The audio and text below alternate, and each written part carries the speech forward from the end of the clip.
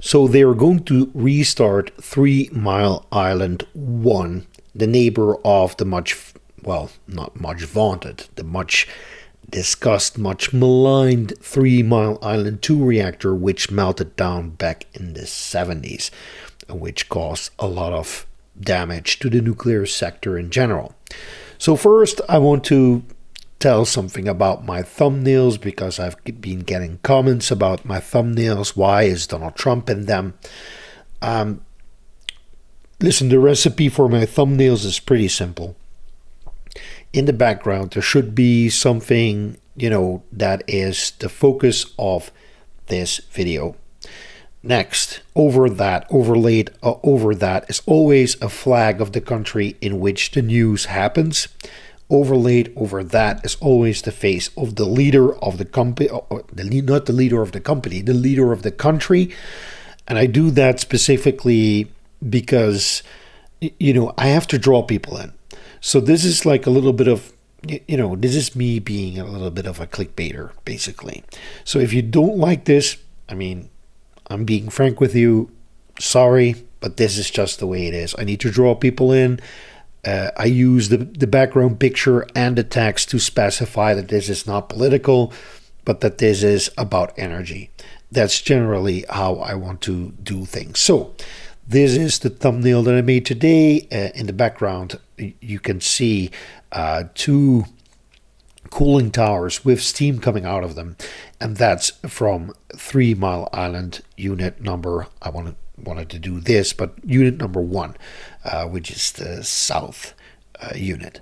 So what's the news? The U.S. approves $1 billion loan to restart a nuclear reactor that can power 800,000 homes. This stuff can power 800,000 homes. That's just weird, particularly because people keep using more electricity. It's a bit like Javan's paradox, right? The cheaper and more convenient something is to use, the more you tend to start using it. And in this case, we're talking about, LED lighting, and we're doing electrical cooking, and we're using air conditioning, and we have computers. There's all sorts of electronics. Also think about cars. Cars are electronics these days as well. Homes generally need more juice. The more time progresses, the more technology becomes available to us. But in any case, the U.S. Department of Energy has announced on Tuesday that it will loan $1 billion to support the restart of a nuclear reactor at 3 Mile Island in Pennsylvania. The project will supply clean power to Microsoft's fast-growing data center operations.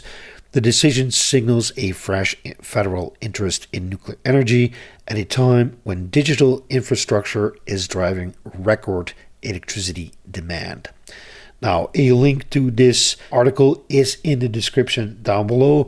In the description down below, you will also find a link to the map that I'm going to use in a minute to show you a couple of things about, 3 Mile Island, the Susquehanna River, which is a pretty interesting river because there is a lot of energy activities that go on around that river. Some stuff about data centers, and in the end, I hope that we will have learned something new from this video. So, big tech and nuclear. I was working on this map, so it was still centered around Reno. Now, what I want to show you today is basically what we're going to see is that the United States has a couple of reactors that they can restart. I've highlighted them in yellow, except for Paducah over here. That's not a nuclear power plant that can be restarted. But over here we have Palisades. Then over here we have Duane Arnold. And then over here we have 3 Mile Island.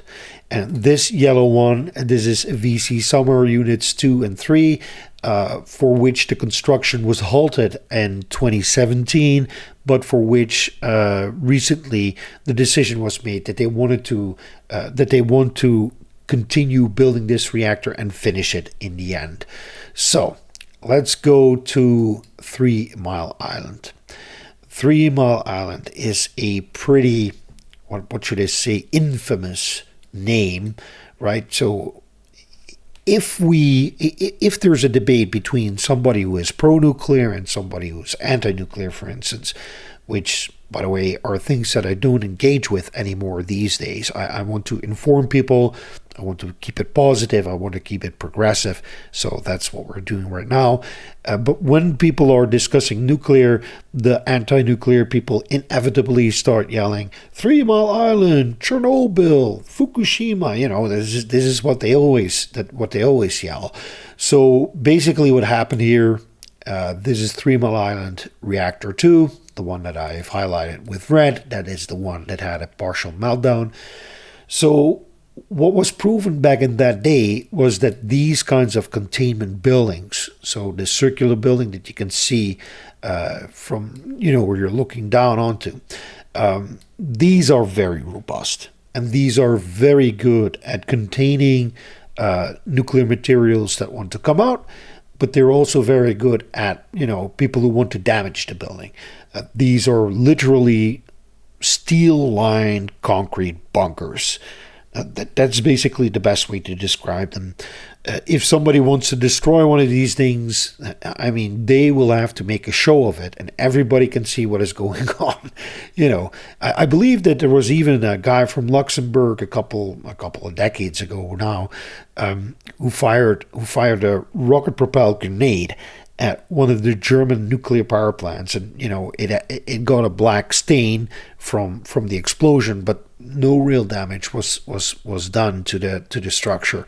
So these structures are incredibly robust, and this reactor, which was finished in the 1970s, if I'm not mistaken, early 70s, or maybe in the latter half of the 70s, these were already very strong structures, and most of the pressurized water reactors in the world are constructed with the same philosophy in mind, right? So incredibly robust structures that should be able to contain everything that is within, even under pretty extreme circumstances. So we're talking about a potential hydrogen explosion that could occur if a lot of the systems that are needed to make sure that no hydrogen buildup is possible, even if that would occur, we can safely assume that these buildings could withstand a blast wave of that magnitude. And also, there are several videos on the internet where you can see, that they're testing F4, crashing F4 Phantoms into like half a meter thick concrete that is nuclear grade. The plane literally evaporates and there's nothing left, and all you see in the concrete is a scratch and a little bit of, little scorch marks, and that's basically it. But enough about 3 Mile Island Reactor number 2. We're talking about 3 Mile Island Reactor number 1. It's ironic that Google says that it is temporarily closed, which is entirely accurate. But what you can see here, okay, so this is the reactor building. That's the building that houses not just the reactor, but also the 2 steam generators. So what happens is you have the reactor, a pipe containing superheated water basically comes out of the reactor and goes into the steam generator. And there it basically gets distributed into smaller channels. And these channels are surrounded with other water. And because the temperature is like 280 or maybe even 300 degrees Celsius, what happens is the water that is surrounding these pipes, that basically flashes the steam. And what happens next is there are large pipes that run from these steam generators, and they basically go into over here, which is the generator building, right? So you have the steam generators and you have the generator building. In the generator, what you have is steam turbines. And these steam turbines, they get basically pushed around by this hot steam. And this turning around of these huge steam turbines basically make an axle turn, and on the other end of the axle is where you get, the large electrical equipment that generates the power. So what happens is, it doesn't generate the power. What happens is the rotational energy gets transformed into electrical energy, like in a dynamo. It is a dynamo. So, and what happens next is, so this is what happens here, and then you have your electricity, which is, generated somewhere over here. First, it goes into this transformer, which is the first thing that it encounters, the electricity. And over here, you have a switch yard. So this is pretty interesting. And what you see over here, these blue things over here, those are the cooling towers. And their source of water is the Susquehanna River.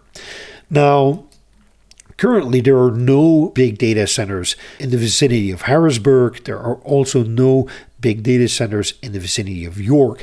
But I do know that there are patches of land that have been made available to large data centers. I don't know exactly where they are, so I haven't put them on the map yet. I believe that it's somewhere between over here, Carlisle, and what is that, Mechanicsburg. Somewhere around here is where one of the first new data centers may arise in the future. And the other one is somewhere, I believe that it is between 3 Mile Island and Lancaster over here. So there are no large data centers present currently. Now, what I was doing, I was going up and down the river to figure out if there was, much more activity going on here with regards to either energy production or data centers. So the first thing that I found was this over here, a huge coal-fired power plant, but it's no longer being used.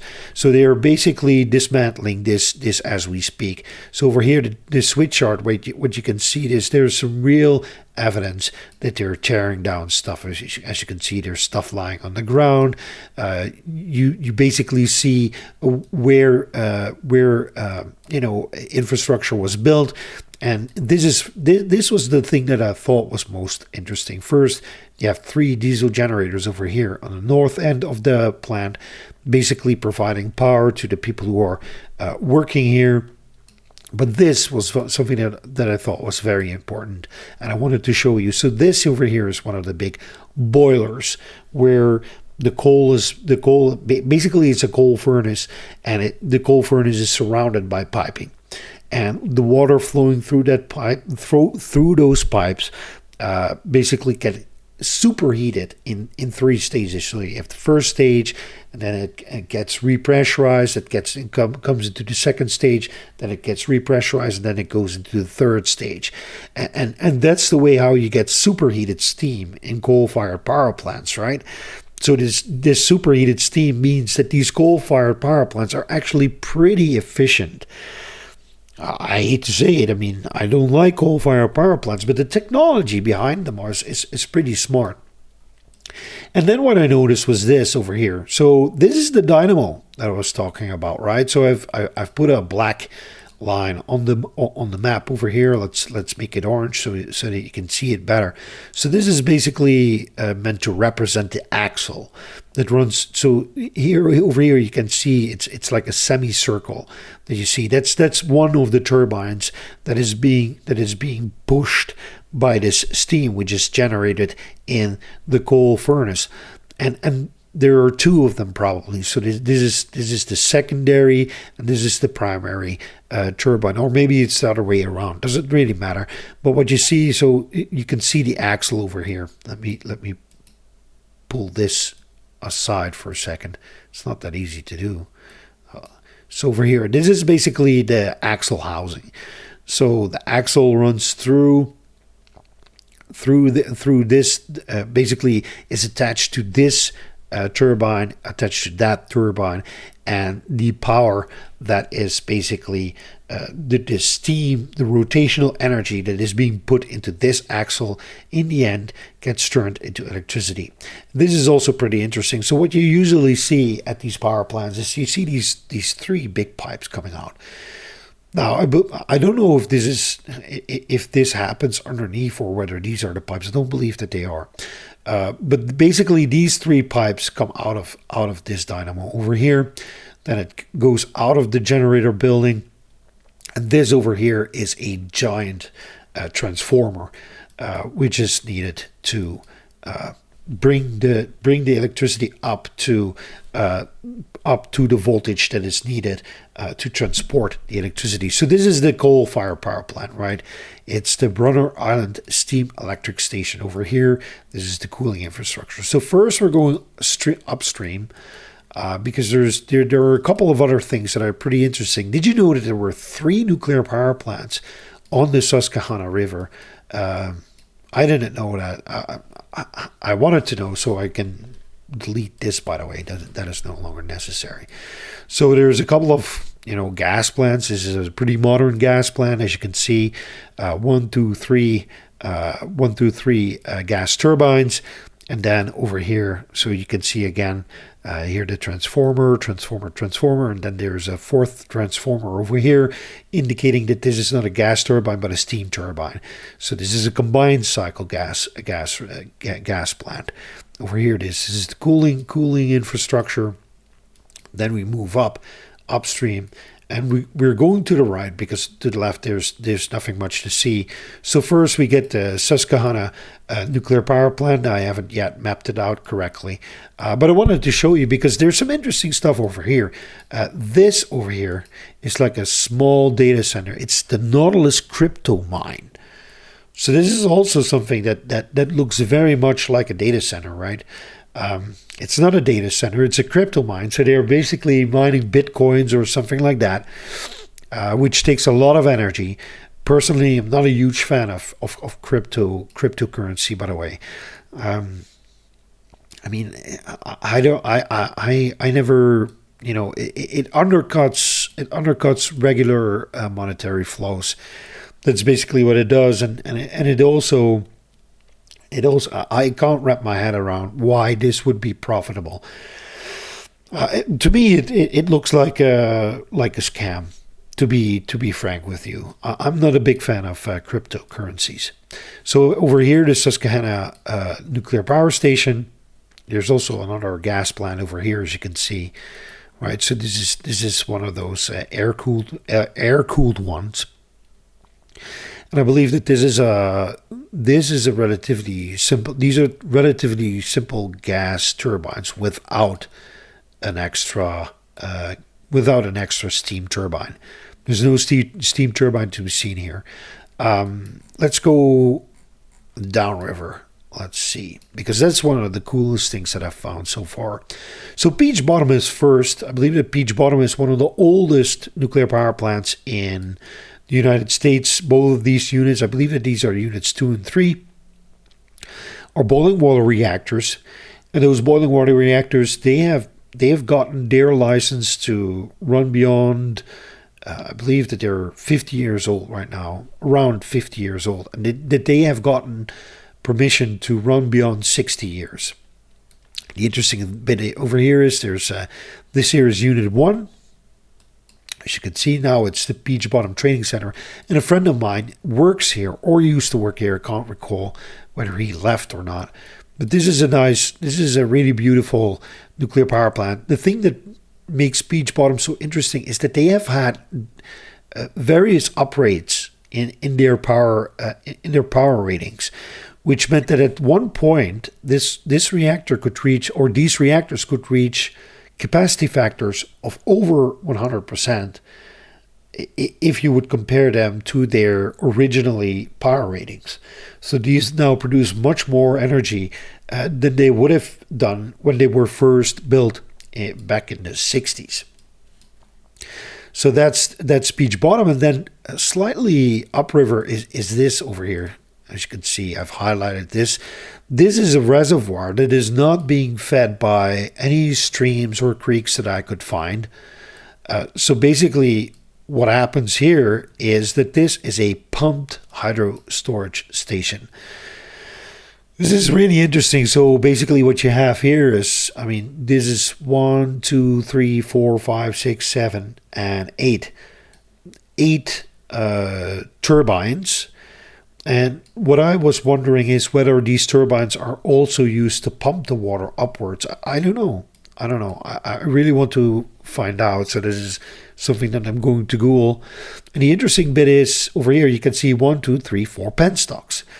So either two of those penstocks, they feather out. They do 2 units a pop. Or there's something else going on here. Maybe there's some switching that they can do over here.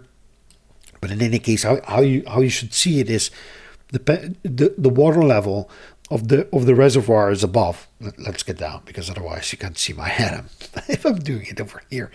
So the water level is over here, and then you've got your penstock, right? It sticks out of the water, and then what happens is the water goes through the penstock, and just imagine that my arm is the pipe that goes down, and then over here is where the turbine is.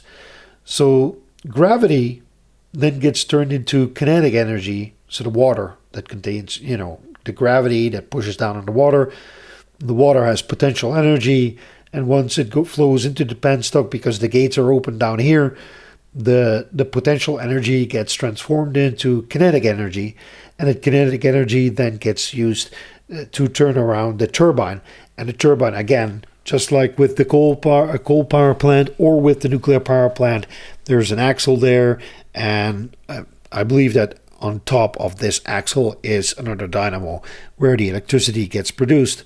And it's interesting to see that the electricity lines that come from this pumped hydro station go directly to this substation over here. It's just right next to Peach Bottom.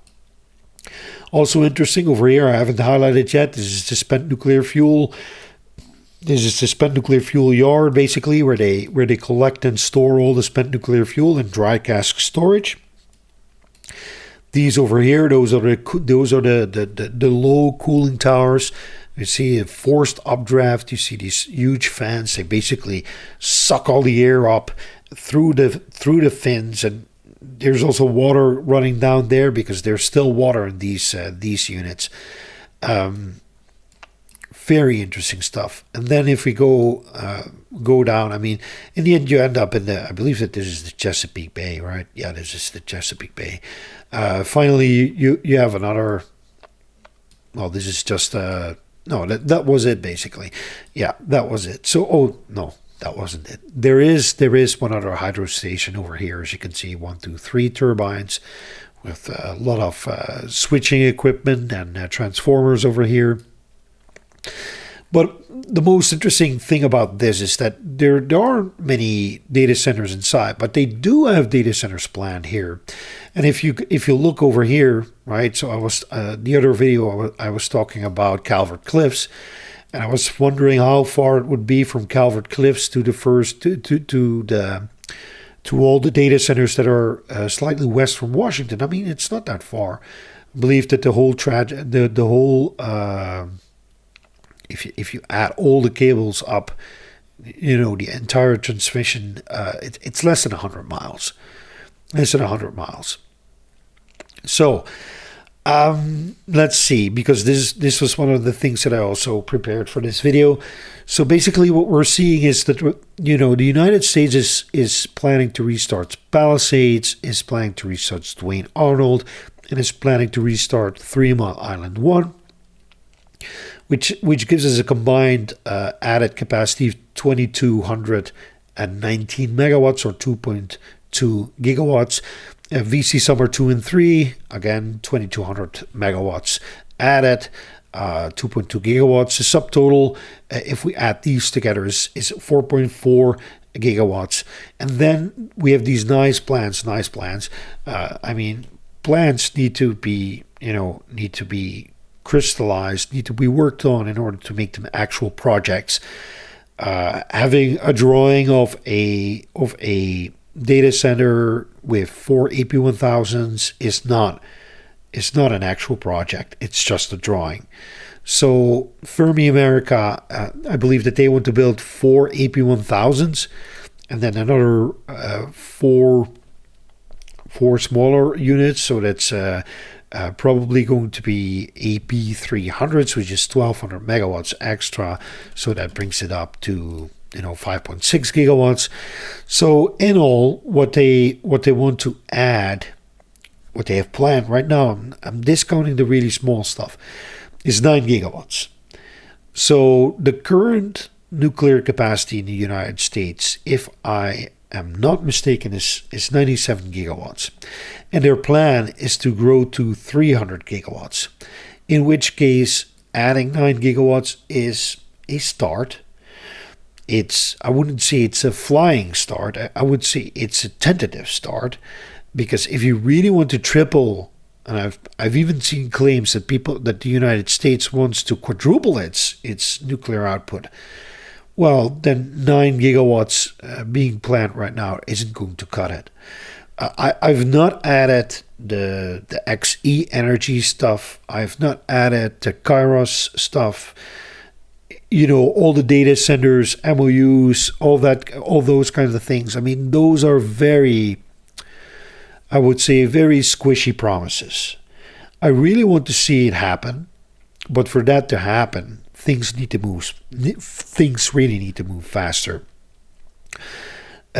There's some interesting news about TRISO X. They're going to build a TRISO X fabrication plant in Oak Ridge, Tennessee. So I think that is going to be the next video that I'm going to talk about, this whole TRISO biosphere, basically, because a lot is going on. We have one TRISO reactor operational in China. Stuff is going on in South Africa. Stuff is going on in North America.